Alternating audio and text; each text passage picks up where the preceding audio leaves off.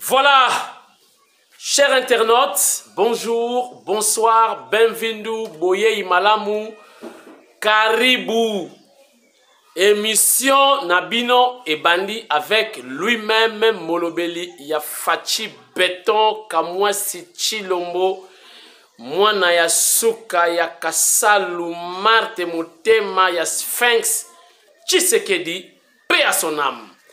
Toko Solola, paix Tozo Solola. Émission ya lelo zoa partager. Toko bimisa ndambu ya vérité. Nyonso te ndambu ya vérité. Bitumba eza makasi, jalousie eza makasi, combat euti wapi, conclusion émission nego kata makambu. Mwika bibish. Bibish mwika. Oyo photocopie ya béton. Otali béton, otali mwika bibish, bakokana. Na yepse kibido kota makambu yote, eza makambu a famille. C'est sa sœur. Otali apôtre Chilombo, otali béton, bakokani. Bokota makambo yote bandeko nanga, c'est la même famille. Donc la famille biologique du chef. Otali Rose Mbombo, le peuple d'abord. Otali béton, au monde a battu. Bokota makambo yote eza makambo famille. Lelo nazo beta masolo poete actualité da dominer na likopa ya basango contre les chefs de l'État.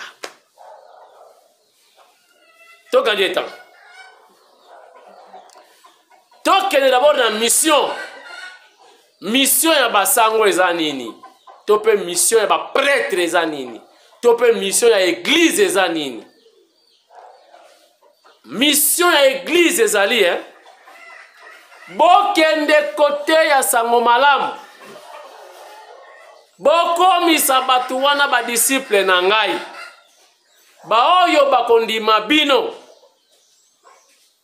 Bo baptiser bango na kombo ya tata Mwana pe Molimo Mosantu. Kabwako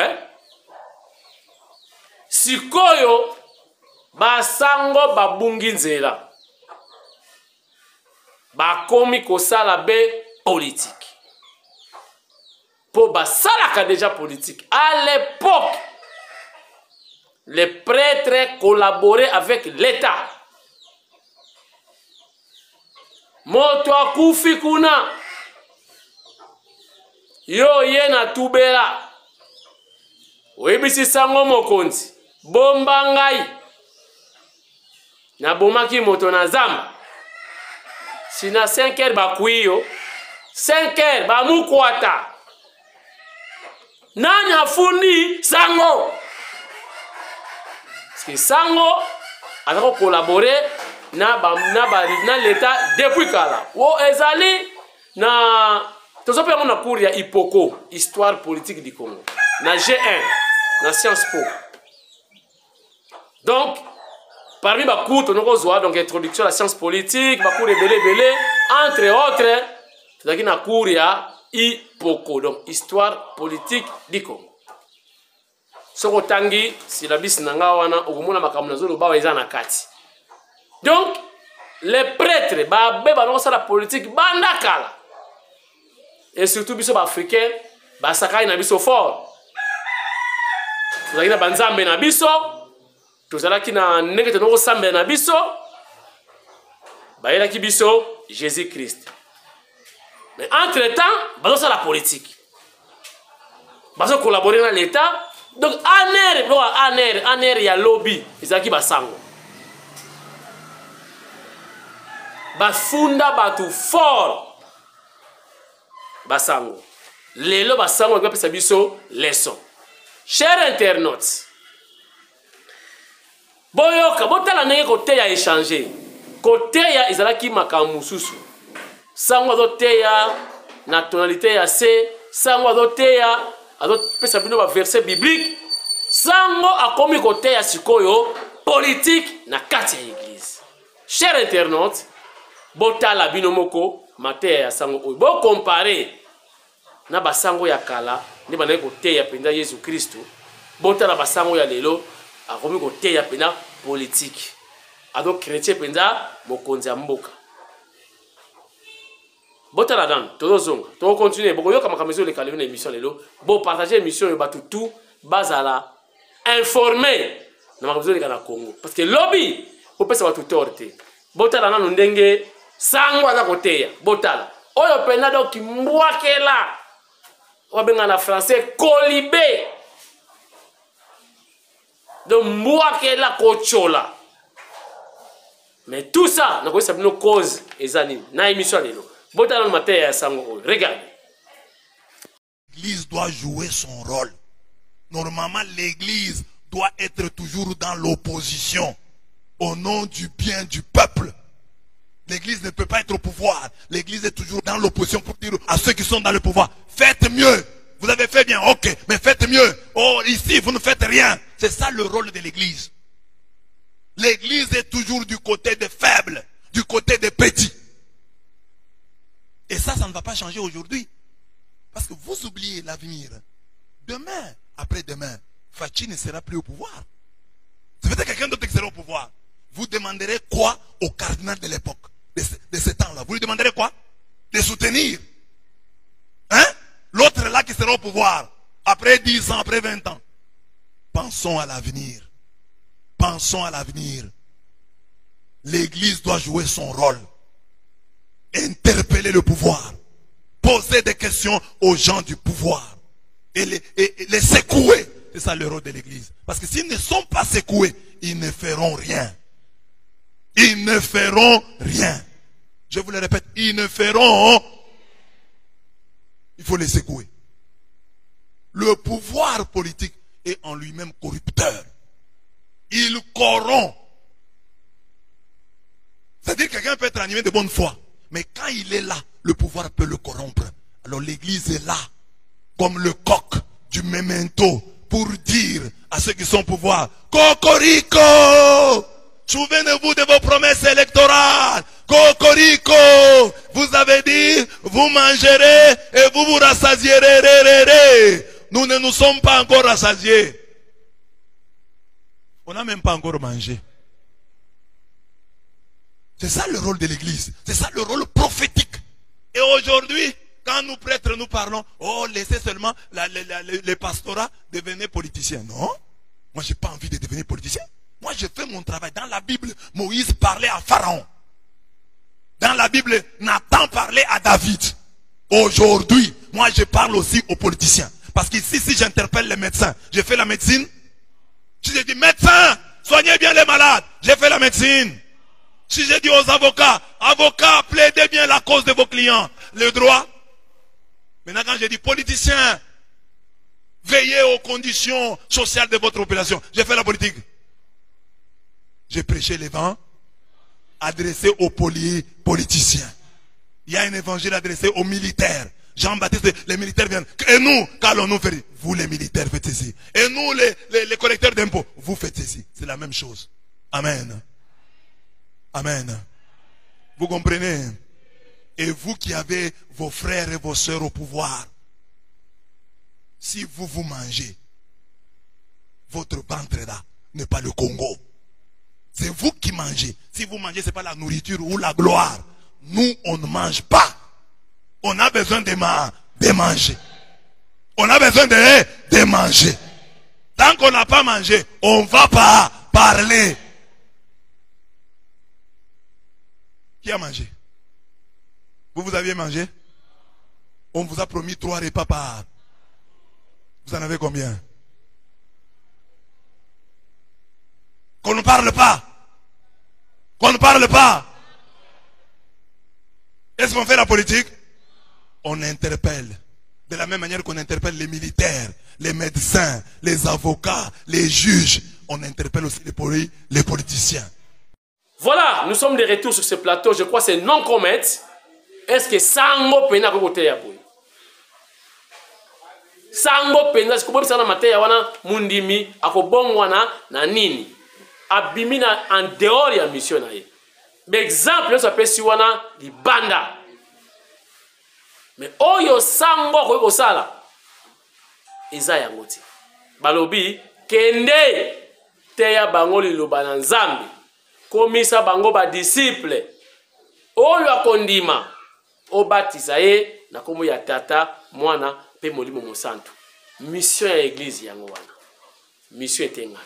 Mais bazobosa na koyeba ke ba détruire le monde na pédophilie basango.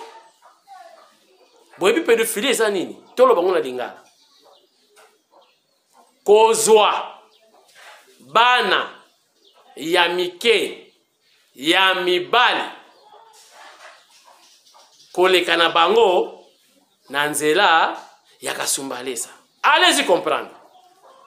Donc mupe sango lokola bango babotaka te balingi kobala te ba vrai chéri bakasayeni bazalia ba vrai basa baluba balingi bango te.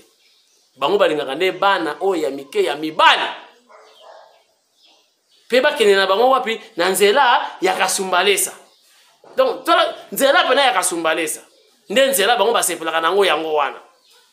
Ba bebisi bana ya batu ebele na monde na papa ye moko alobi asali déclaration alobi basango bo bebisi makambo boza koleka na bana ya batu na yoki pasi na nzela ya kasumba do bofuti biye ti na nzela kasumbalesa basango ngai na oda volume 1 bokoyoka ba témoignage ya modèle na kolakisa bino na sali ba recherche boyoka témoignage na lisolo na ye moko papa aleli ke ba bebisi bana ya batu na nzela ya kasumbalesa bana ba baby parce que nzela kasumbalesa baby élasticité wana baby mais sili ato le kwanga usaka kasumbalesa ya le kasup ya diara botala na bebisi bana batu boyoka histoire to bandi siko bitumba regardez.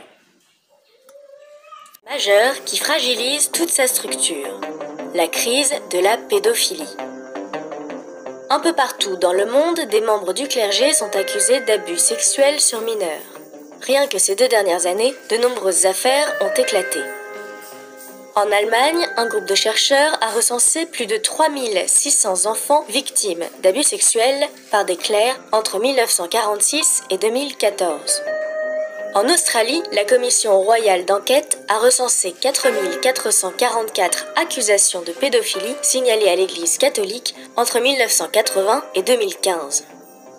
Aux États-Unis, une enquête des services du procureur de Pennsylvanie fait état d'au moins 1000 enfants ayant subi des abus sexuels perpétrés par des prêtres depuis les années 40. Et la liste est encore longue. Ces dernières années, le nombre de pays touchés par ces affaires ne cesse d'augmenter. À tel point que le pape François et avant lui Benoît XVI ont présenté leurs excuses pour les dommages causés à des enfants par des prêtres pédophiles. Imploro il perdono del Signore per questi peccati, per lo scandalo e il tradimento avvertiti da tanti nella famiglia di Dio. Une prise de position forte de la part de la papauté qui traduit la gravité de la situation que traverse l'Église catholique. Pour comprendre l'ampleur de cette crise, nous avons rencontré Olivier Bobineau, qui a réalisé une enquête sur la pédophilie des prêtres. Bonjour, je m'appelle Olivier Bobineau, je suis sociologue, politologue et ai beaucoup travaillé les textes bibliques. Olivier Bobineau et d'autres spécialistes considèrent que la crise de la pédophilie a commencé dans les années 2000. Mais ça ne veut pas dire qu'il n'y avait pas de cas de pédophilie dans l'Église avant le XXIe siècle. Mais à l'époque, ces affaires étaient souvent étouffées et ne touchaient pas autant l'opinion publique qu'aujourd'hui. Mais alors, qu'est-ce qui a changé ? Eh bien, selon Olivier Bobineau, la réponse vient en grande partie de l'évolution du statut de l'enfant. En quelques décennies, il est devenu une figure sacrée au sein des sociétés modernes libérales, ce qui a bouleversé la perception même de la pédophilie. De fait, c'est au tournant des années 80, 90, 2000 on prend pour point de repère la Convention internationale des droits de l'enfant, 1989. Ça veut dire qu'avant, dans les sociétés européennes démocratiques, l'enfant n'est pas une figure sacrée. Je vous rappelle que dans les années 70-80, en France, il y a des émissions de télévision, des intellectuels font l'éloge de la pédophilie et du fait qu'ils aient eu des relations avec des adolescents. Voici justement quelques-uns de ces extraits. Vous savez, quand une petite fille de 5 ans et demi, commence à vous déshabiller, oula, c'est fantastique. C'est fantastique parce que c'est un jeu absolument érotico-maniaque. Je pense que les adolescents, les jeunes enfants, disons entre 10 et 16 ans, les moins de 16 ans, sont peut-être à l'âge où les pulsions d'affectivité, les pulsions sexuelles également, sont les plus fortes, parce qu'elles sont les plus neuves. Et je crois que rien ne peut arriver de plus beau et de plus fécond à un adolescent ou une adolescente de vivre un amour, un véritable amour. Avec qui? Soit avec quelqu'un de son âge, mais aussi peut-être avec un adulte qui l'aide à se découvrir soi-même, à découvrir la beauté du monde créé, la beauté des choses. Donc il y a une certaine surdité sociale. Cette surdité sociale qui fait que la pédophilie n'est pas un crime, eh bien ceci bascule dans les années 80-2000. Au cours de ces décennies, la parole se libère et les affaires de pédophilie et d'abus sexuels se multiplient. Non seulement les parents dont les enfants sont agressés portent plainte, mais les victimes qui ont été abusées plusieurs années auparavant prennent également la parole. De nombreuses victimes accusent des représentants de l'Église. Face à cet effet d'accumulation, certains commentateurs considèrent que les membres du clergé pourraient être prédisposés à la pédophilie. En 2010, par exemple, le théologien contestataire Hans Küng publie une tribune dans plusieurs journaux européens.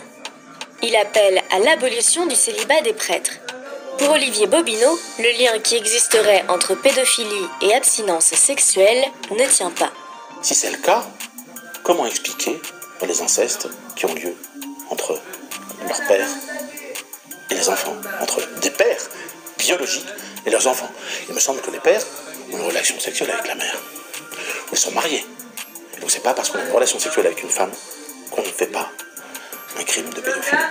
Selon l'Église catholique a fondé son pouvoir sur les pères, c'est-à-dire une autorité morale, sociale, juridique et en l'occurrence spirituelle, qui est légitime pendant des siècles devant les enfants.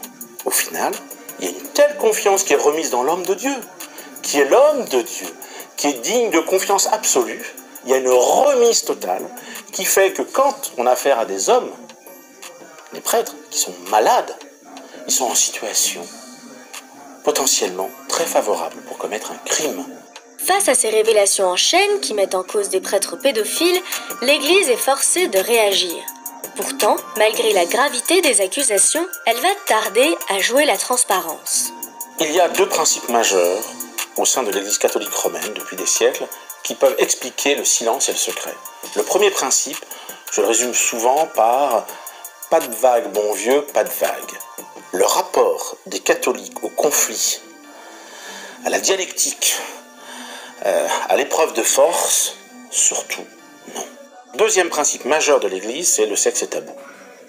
Ces deux tabous expliquent la lenteur des changements mis en place par l'Église. Mais des évolutions ont bien eu lieu. En 1962, une lettre est envoyée à tous les évêques pour établir que tous les cas de pédophilie doivent être jugés par un tribunal ecclésiastique. Le prêtre risque alors d'être suspendu de la célébration des sacrements ou d'être démis de ses fonctions et réduit à l'état de laïc. Le recours à la justice civile des États n'est pas mentionné, il n'est ni encouragé ni interdit. En 2001, les évêques reçoivent la consigne de rapporter chaque cas de pédophilie à la curie romaine. En gros, la curie, c'est le gouvernement de l'Église au Vatican. Ce n'est qu'à cette époque que la curie peut espérer avoir une vision d'ensemble des cas de pédophilie dans l'Église. Les informations restent cependant toujours internes. Mais en 2011, tout bascule. L'Église sort enfin de sa tradition du secret. Benoît XVI décide que les évêques doivent dorénavant coopérer avec la justice civile des États. Pendant 922 ans, l'Église catholique, elle gère ses problèmes en famille. Et les autres n'ont pas le droit de regard. Or, Benoît XVI dit, nous avons l'obligation de coopérer avec la justice civile et la justice des États. Au fond, la justice des États passe avant, concernant les affaires de mœurs, avant le droit de l'Église et le règlement en interne. C'est une révolution que fait Benoît XVI par cette circulaire de 2011. Enfin, en 2004, la foi de Jean-Luc n'en est pas ébranlée. Les expériences fondatrices qui ont eu lieu antérieurement à l'abus sont d'une force que rien ne peut faire vaciller. Mais ses relations aux autres changent. Dans un coin de sa tête, il y a toujours une crainte par rapport à l'autorité en général et à celle des prêtres en particulier. Mais les années passent et Jean-Luc Souffeton est ordonné prêtre à son tour en juin 88. Vous n'en parlez toujours pas? Et vous vous dites que vous n'en parlerez jamais? Comment vous expliquez ça? Je sais pas. Après, je peux donner des raisons explicatives. La première, c'est que d'abord, en parler, c'est retoucher à de douloureux. Et je pense qu'il y a beaucoup de victimes, et dont moi, en parler, c'est pas une partie de plaisir quand même, quoi. Voilà, ça c'est la première chose. Faut imaginer, je pense que c'est très difficile à comprendre de l'extérieur, mais le poids de honte qu'il y a. Je pense surtout pour un adolescent comme moi, qui ait 15 ans, être dans une situation comme ça n'est pas possible d'en parler. À mes parents, ça ne me vient même pas l'idée, à mes copains, encore moins. Voilà, je vais passer pour qui? Il y a quand même cette honte d'avoir été abusé et d'être, je dirais, de toucher à quelque chose d'une vulnérabilité extrême. Et après, à quoi bon parler? À quoi bon remuer ça d'abord pour moi? Est-ce qu'on va me croire? Et puis qu'est-ce que ça va changer? Mais j'avoue que je ne suis pas très au clair sur le pourquoi de mon silence, très honnêtement. Moi-même, je ne me l'explique pas totalement. Il y a quelque chose qui est important et qui est très difficile, je pense, à entendre pour les gens, et notamment pour les autres victimes, c'est que cet homme-là, je ne peux pas que le noircir. C'est un homme qui avait une certaine liberté dans sa manière de penser la pastorale. C'est un homme qui était généreux. Enfin voilà, il avait des qualités aussi humaines. Pour l'adolescent que j'étais, mettons, c'était un homme qui a su me faire confiance et qui a su me proposer des manières de m'engager, d'exister, d'oser, dont je pense qu'elles ont été très importantes pour moi. Je peux pas simplement dire qu'il s'est comporté comme un salaud, quoi, faut être clair. Je peux pas le réduire à ça. Et du coup, comment arriver à parler d'une manière juste, à la fois sans nier ce que j'ai reçu de lui, et sans nier non plus qu'il a commis des actes qui sont des actes criminels. En 2000... Voilà, chers internautes, bomoni ba témoignage oyo uti awate. Oyo ezali volume 1. Tobandi sikoyo. Na ko bibisa boyoka ba témoignage ya modèle na modèle ndenge nini ba sango ba bebisi ba vie ya bana ya batu. Pe na nzela ya mabe, bokata nzela ya kipushi. To nzela ya mweneditu bine bolingite. Kaka nzela ya kasumba lesa. Bana ya batu ba bebi. Peso ko sala mwana biloko ndenge na mwana na okoma impuissant pour mobali. Il a dit kasumba lesa na sokoti. Siko bozwi bana ya batu bo bebi si bango. Maintenant, boye élection. Voilà ce qui se passe actuellement dans ma communauté catholique, le chef de l'État. Vous savez, chers internautes, chef de l'État, Fachi Beton, y a une gratuité et enseignement. Donc, enseignement, il faut ya ofele, banabatanga ya ofele. Mais si koyo, basango balingite, pourquoi? Vous savez, à l'époque, ezalaki kotanga, comment dirais-je, école catholique à Mbongo, ezouta Genève. Je disais na Vatican. Donc Vatican a besoin soutenir l'église locale. C'est-à-dire Bozote Yanabino, tout ça, Mbongo ezouta na Vatican va soutenir l'église, la paroisse pour permettre les gens de vivre bien, de changer les biloko, tout ce qui est ça la rawana. C'était comme ça. Alors, chers internautes, les lois, prenez-vous en charge. église bambongo ya mabonza oyo bafidèle baza kopesa yango bovivre nango yango bamoni basango bakomi mpisi bacommerçant na baparoisi nyonso batie baboutique bacyber café barestaurant babar mpo bakotisa mbongo me mbongo mpena basango bavivaka nango eza mbongo ya baekole gratuité ya enseignement yango ezosala bango motema mpasi parce que lelo mabonza avec la crise mondiale bazokotisa rien à part quelque paroisse oyo ekotisaka mbongo lokola Saint-Luc tomona Saint-Luc esika kengo akenda kosambela donc kengo neti yekutu kengo donc apesa rien na Congo lo bambongo tu ere mwaki notikelaka nde bango neti Saint-Luc ekotisaka mwalala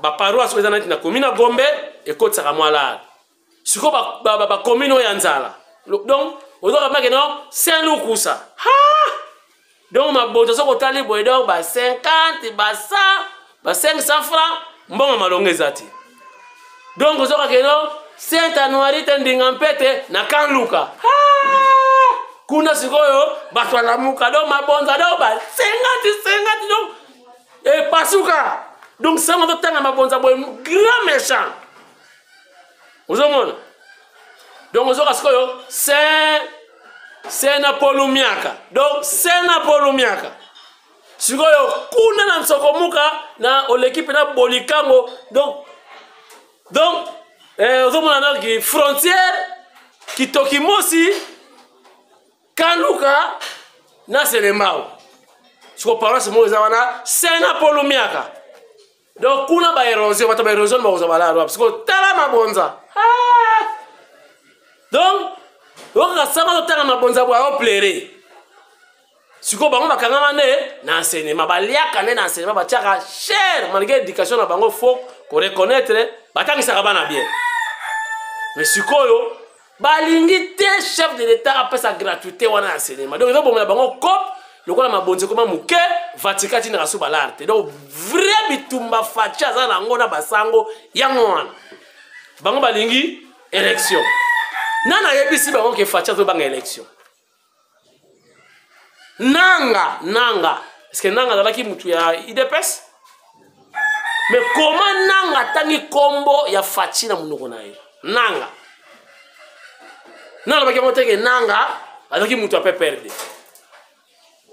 mais nanga tangi fachi na munoko na ye les vainqueurs ya élection bongo facha banga ba élection pourquoi et puis basango baza muté ya mabe bazomona bien que fachi ndenga bandaki ti mokonza mboka ye moko lobeli bilan na bino bilan nanga eza mobulu parce que coalition est bloquée nga na sali bono ko sima bono na bino moko non mais boy baboy basala boy abenzo bazo yate le chef a souffert mais basango bazo tala biloko wana ti il devrait dire non ce monsieur a souffert toti ki la emwata mais fachi pe makamwa élection kuna yazana yete mais quel que soit le problème je crois c'est l'article 70 boye bien moti élection ou pas élection le chef de l'état reste en fonction une installation yana nyasika voilà il y a un nouveau président élu est-ce qu'il y a un problème là-dedans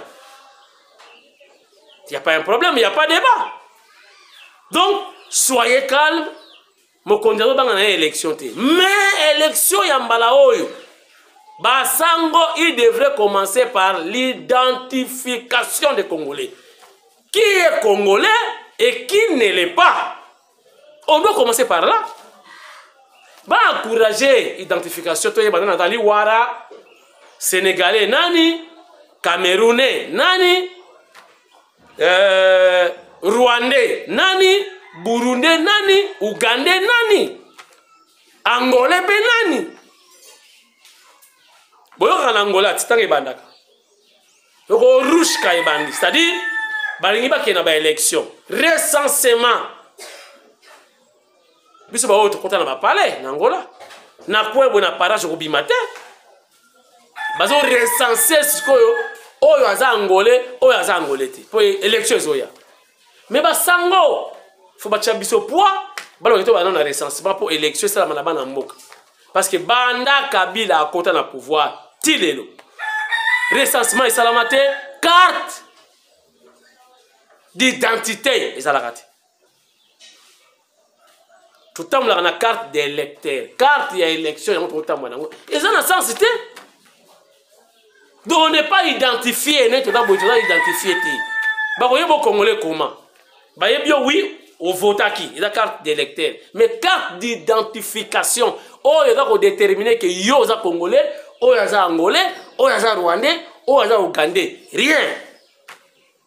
Donc, si Kabila a le pouvoir, après, c'est une carte d'identité. On n'est pas identifié. Peut-être des militaires. Bon, on va identifier. Mais, biso, c'est comme civil, population. On a une carte de vote, carte d'électeur.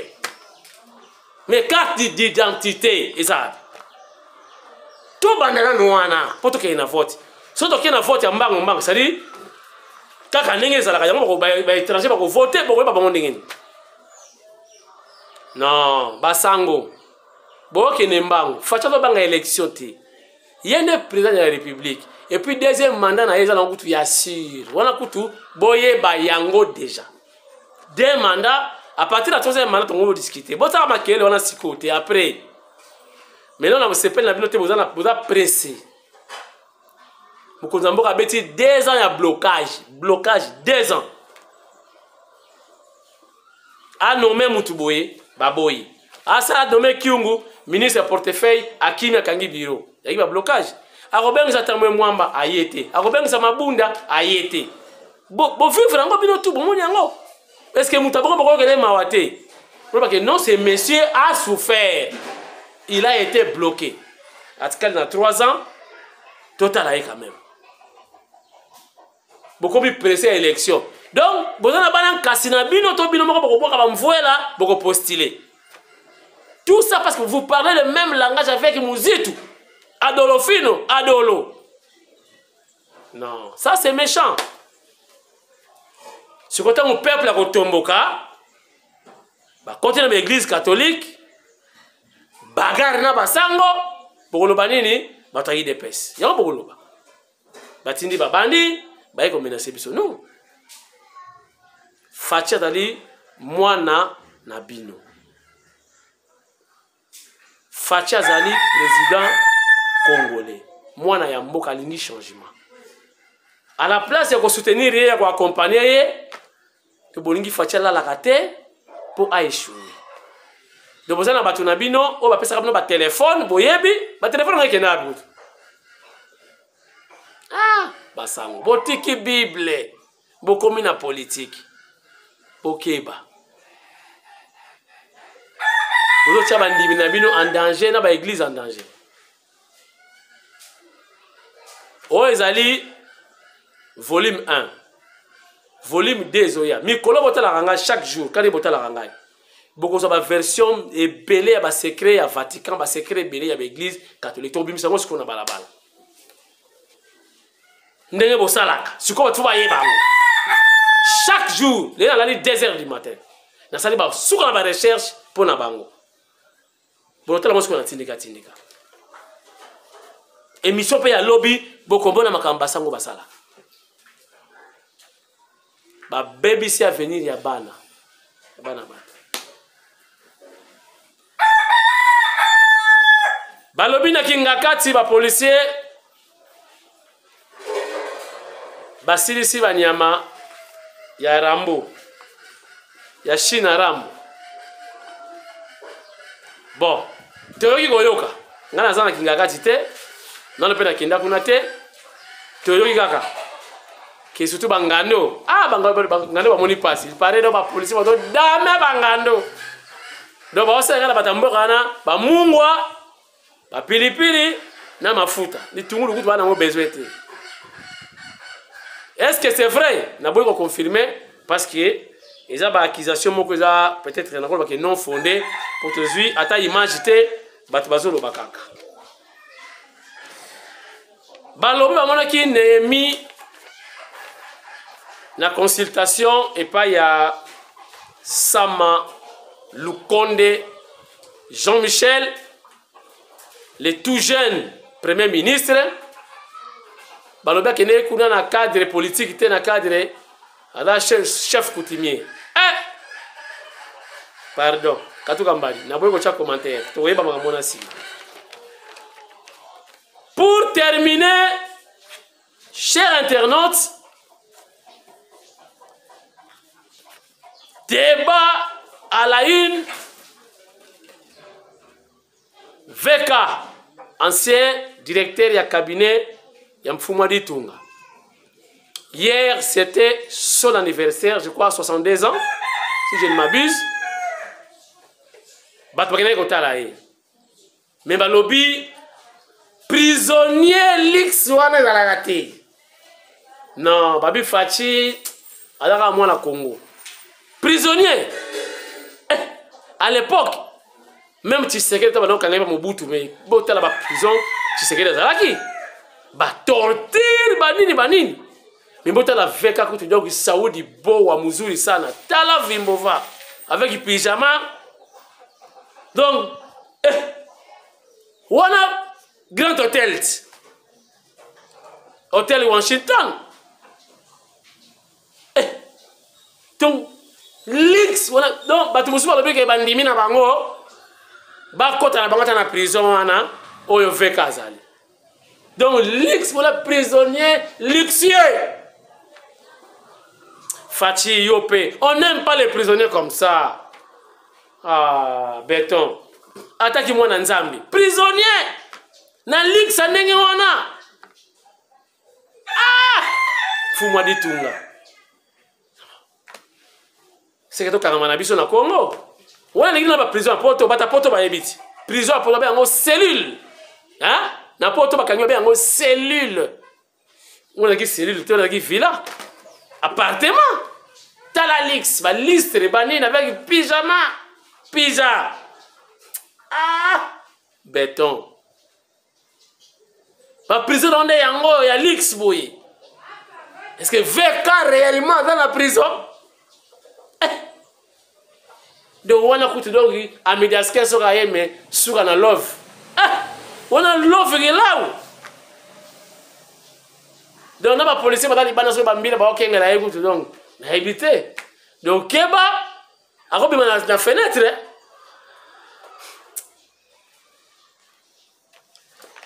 Voilà.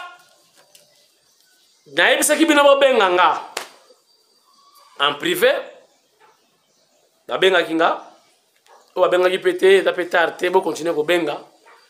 Mais ce qu'on a sabino parce que c'est salami, c'était juste pour la visibilité du chef. On doit les soutenir parce que le chef de l'État n'est pas un magicien.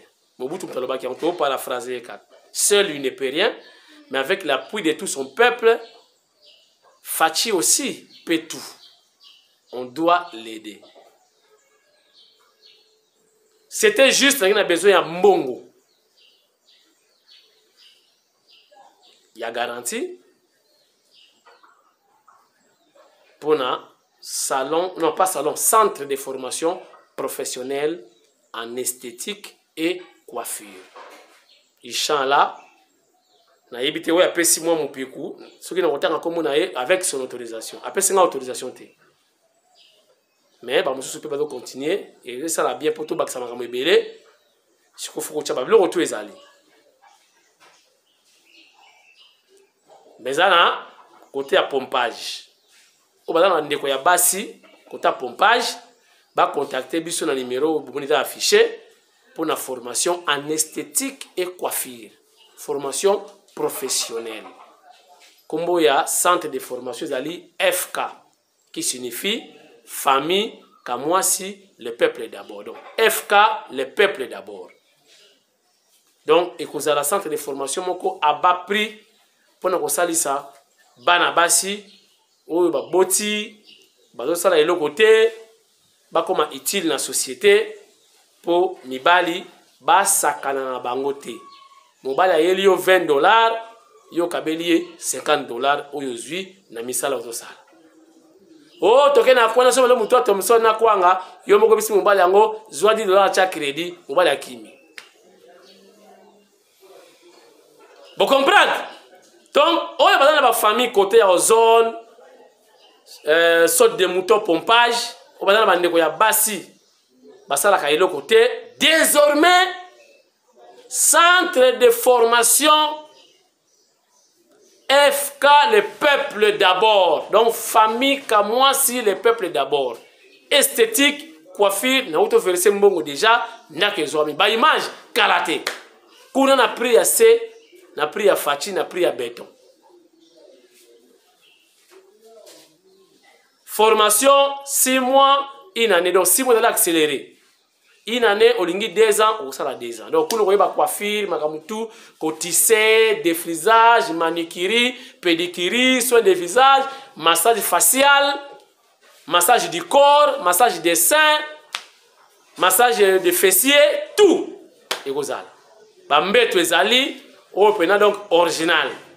Blague ici. Botaka ton channel on y a Fachi place wana. Donc, c'est-à-dire, matos ya solo. Bosepeli. Bok Panza déjà Sango. FK, le peuple d'abord. Famille Kamwa, c'est le peuple d'abord. En béton. Na CPA. Non loin, il y a sorte de mouton, il y a pompage. Bon, continuez pour essayer. Pour misala, ce que vous faites, c'est comme misala, la publicité, par me belé. Et yokani. Et monsieur Sili, Kakaninge Zalaka, Botala Sikoyo, clip, on a la succès, clip, on doit réclamer fort. Il y a Fachi Béton. Lobby volume 2, il y a Basango. N'a pas image sous, il y a Sika. Marambasango Basala. Faux bat. Inch'Allah, lobby.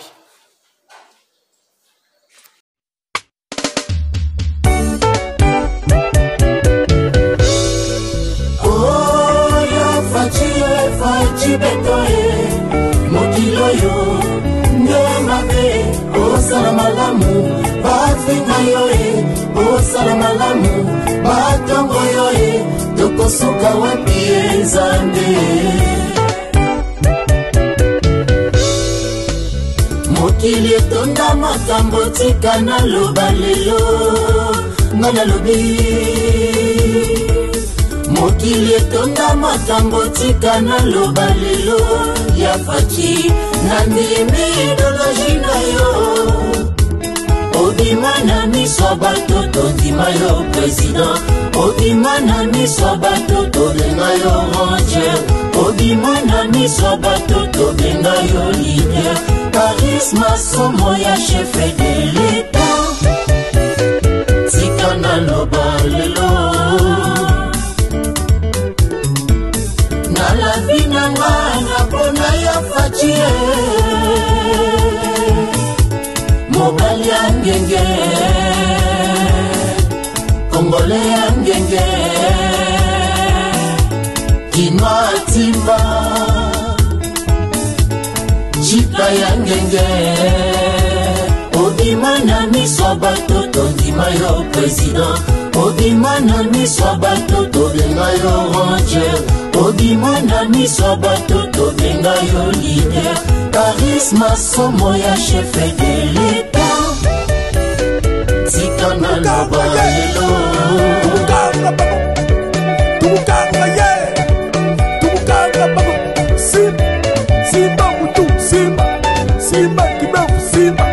Simba luketu simba. Simba bakolo simba. Tumukanga ye. Tumukanga babo.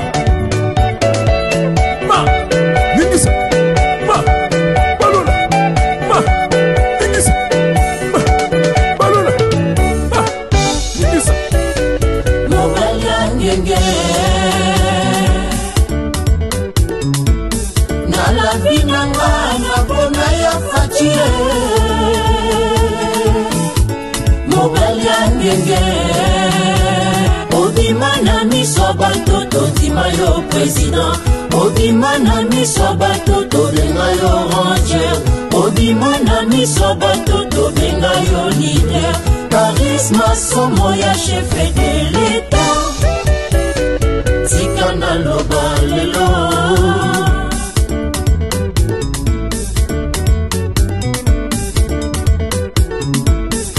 La vie n'a pas ya Fachi Mobali angenge Congolais angenge ngenge Kinwa timba Jika ya ngenge Obimana miswa batoto ndima yo président Obimana miswa batoto benga yo ranger Obimana miswa batoto benga yo leader. Bonjour Monsieur Freddy Niemba, c'est pour un interview s'il vous plaît. Bonjour, merci, il n'y a pas de problème. Monsieur Freddy Niemba, Oui. par vous nous reconnaissons le groupe Touchi Gombe dont vous êtes le fondateur. Je tiens à souligner que vous êtes porteur de diplôme universitaire en technique d'intervention sociale, histoire et géographie urbaine. Et vous avez travaillé au Conseil général de Mayotte française lors de sa départementalisation comme conseiller social. Quel est votre regard à la situation politique actuelle de la RDC?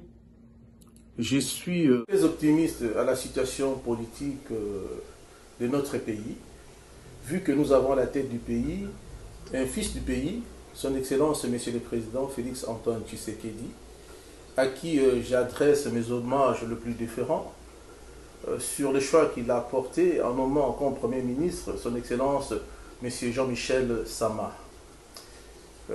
Comme requête, je demanderai à son Excellence Monsieur le Premier ministre d'impliquer aussi les artistes musiciens ainsi que les leaders d'opinion que nous sommes à la gestion des institutions publiques, car souvent nous sommes oubliés. Et tout en espérant que cette demande retiendra l'attention de son Excellence, Monsieur le Premier ministre, et que nous aurons une suite favorable. Merci.